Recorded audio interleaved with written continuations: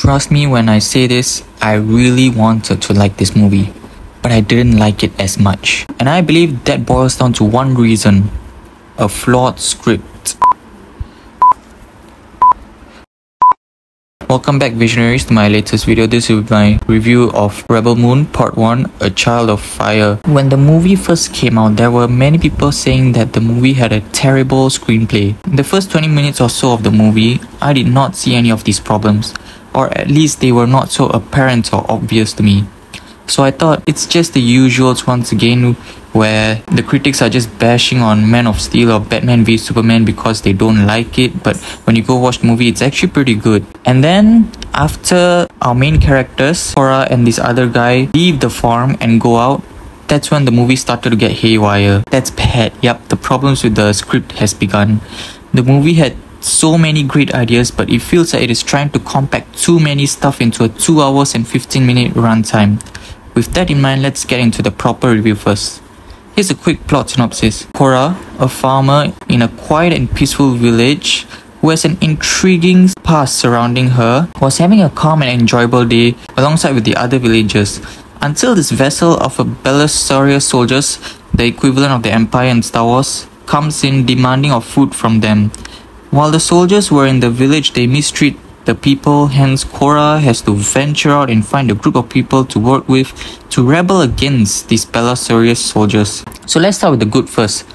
The world building, art design and set design. Basically the concept art of this movie. The designs and all the worlds they built, the costumes, everything was just amazing. It was very meticulous and interesting. It takes inspiration from not just Star Wars but also other things.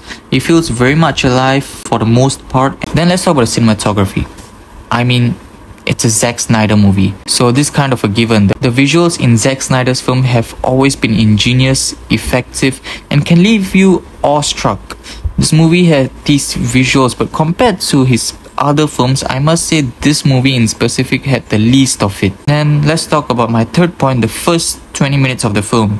The first 20 minutes of the film was completely in this village. Up to this point, the only complaints I had were weird cuts, and there was one action sequence in the 20 minutes that I thought needed improvement, but the script overall was great. The protagonist was likable. This movie was pitched to Lucasfilm at first as part of a new Star Wars story, so Cora does remind me a lot of Luke in a way. The first 20 minutes gave me a Star Wars feel at the beginning of A New Hope.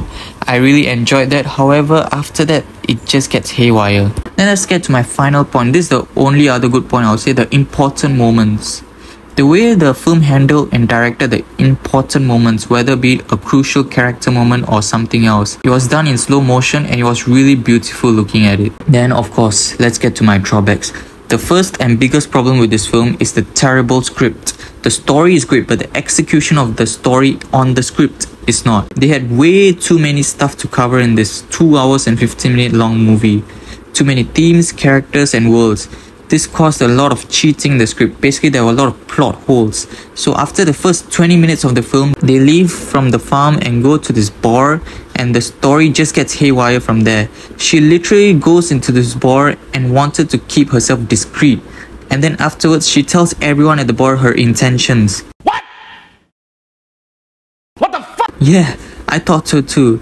Then Charlie Kaufman, who plays Kai, this opportunist pilot, comes into the story, who voluntarily helps them as he sees the opportunity in them even though they have no money as they are farmers. Look, I get that they are desperate, but come on.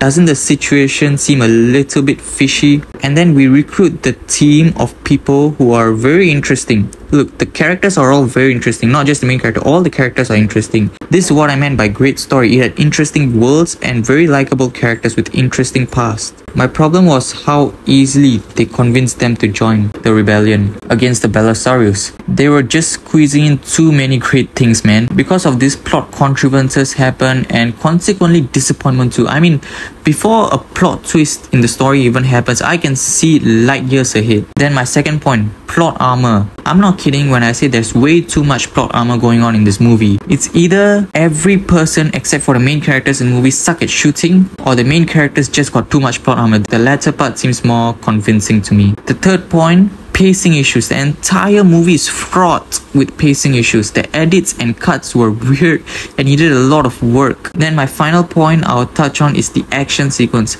I can't believe I'm saying this for a Zack Snyder movie, but the action sequences here does not seem natural and is way too choreographed, especially the small-scaled action scenes.